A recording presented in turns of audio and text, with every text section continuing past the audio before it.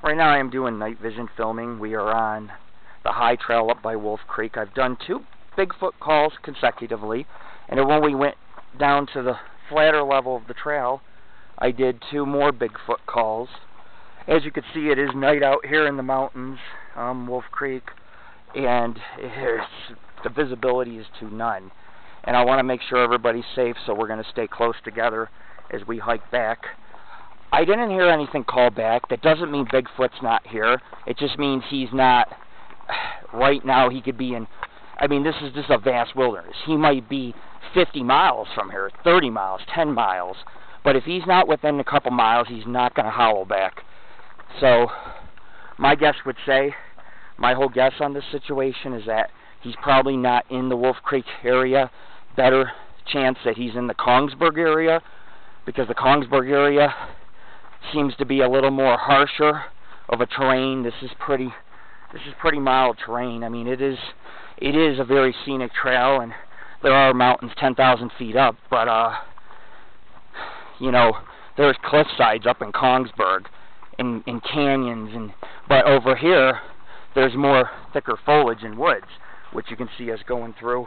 It's extremely thick on parts of this trail. But we're going in the woods, and it is dark. My night vision will not pick anything up. Watch, no camera, no flashlights, look. Barely visible, the rocks, the brush, the trail, Richard, Tammy, and of course Jared in the middle. Very dark up here at night, and this is what I wanted. I wanted to hike back at night to see if we could get any, see if we can get any Sasquatch activity. What goes up must come down, what goes down must come up. And this trail seems to go up and down, up and down. And I have the recorders running. I do not have a thermal detector or energy detector. I'd love to get one or have one donated to our society. That way when I come up here I can gun it and shine it down in the canyons and the hills and see if we actually got Sasquatch looking at us from up above. Now I did 2 calls, and just because I did the calls does not mean he's going to call back. This is an elusive, intelligent creature, and he knows if it's you calling, a human, or a Bigfoot.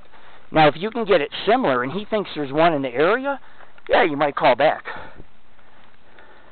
We're dealing with a smart, intelligent creature. It doesn't leave many tracks. It tends to break a lot of thicker, from the mountain, like thicker trees. You'll see them snapped in half, about 3-4 inches, and usually snapped higher up like something grabbed it when it came down the mountain or the trail. But the best place around here is the creek bed, in the muddy areas, in the valleys, and the rivers, and to search for tracks.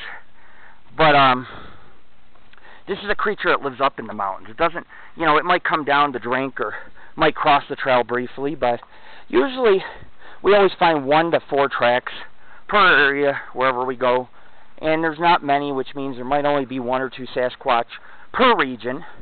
And of course, out in the Wolf Creek area, there might be one out there. It might be listening, watching, or, you know, maybe it's just not interested in what we got going on. I don't know. I mean, when you're carrying a gun and it sees it, it knows what a gun is. It sees hunters, and it might think I want to kill it or shoot it, which I don't. Even if I came face to face with it, I really would not want to hurt it. I would rather just try to film it and do my best to try to show that these creatures are real. And if I get one on film, anybody's more than welcome to scientifically to analyze the film, because I'll tell you what, anything that my team or our society is going to get is going to be real, authentic footage, because we hike back to areas a lot of people will not do. And you know, and some people actually do hike, a lot of people on these trails, but they're not as meticulous about looking for tracks or looking for strange sounds as we are. And so we're here for that.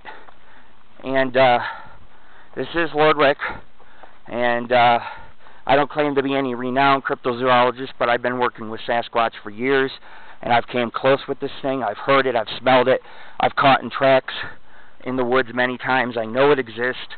I don't know where I'll find it or how I'll find it. I just know that I'm very adamant and persistent about hiking to places like these. And it's dark.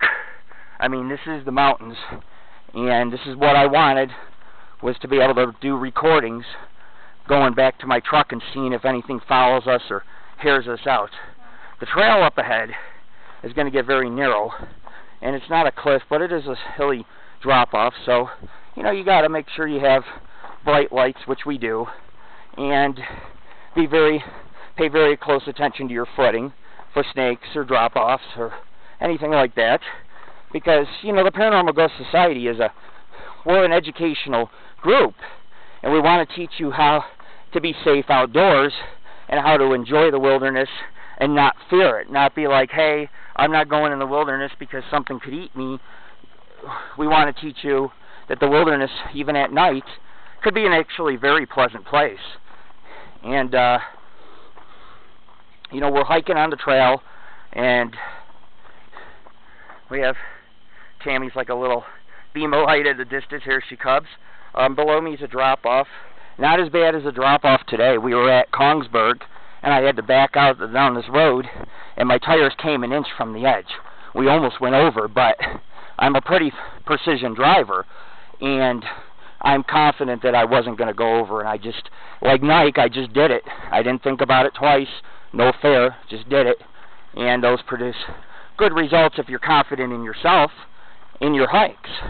And when you're confident in your hikes, you're definitely going to unmask Bigfoot. You're gonna find him, because you're able to hike at night. You're able to hike in the day. You're able to hike in the rain. You're able to hike on narrow trails and not think anything of it, because you do this, and it's something that's not a hobby, but it's something that you do, and it becomes a part of you, a lifestyle.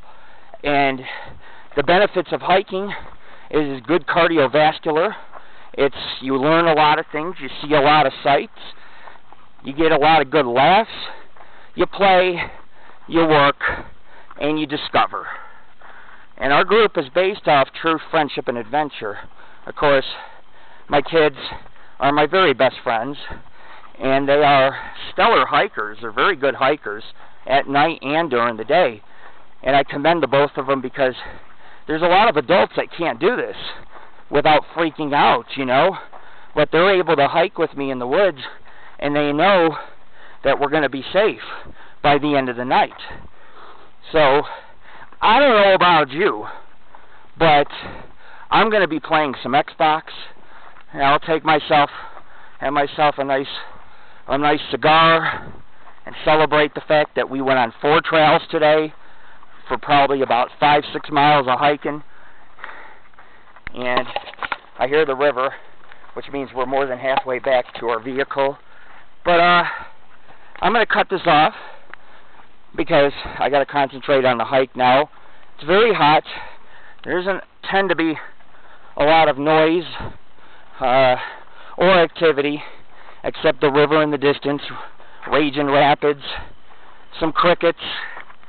The sky's becoming a little more lit up because we're in a very open canyon. I would compare some of these canyons to like the Grand Canyons of California, They're deep, they're wide, they're scenic, and there's all kinds of caves, I'm sure, and dwellings and things to be discovered. But we're going to be closing out this investigation, and before I close it out, I just want to announce we did the Kongsberg area for a 3rd time. We went down an old mine wagon trail. We went down a couple mine wagon trails. One of them turned into a scenic nature trail along the cliffs, the mountains. We got to wait for Tammy. But it was very scenic, and we just covered a lot of miles today, a lot of territory. I found a few prints, one near the cabins here at Wolf Creek, which looks like something was standing near the cabin, maybe looking in, standing a while based on the deep impressions. But anyways, we're going to close the film. We're waiting on Tammy to come. Here she comes. I see her light. And I just want to thank everybody for your support of the Paranormal Ghost Society and Angel of the Night Radio.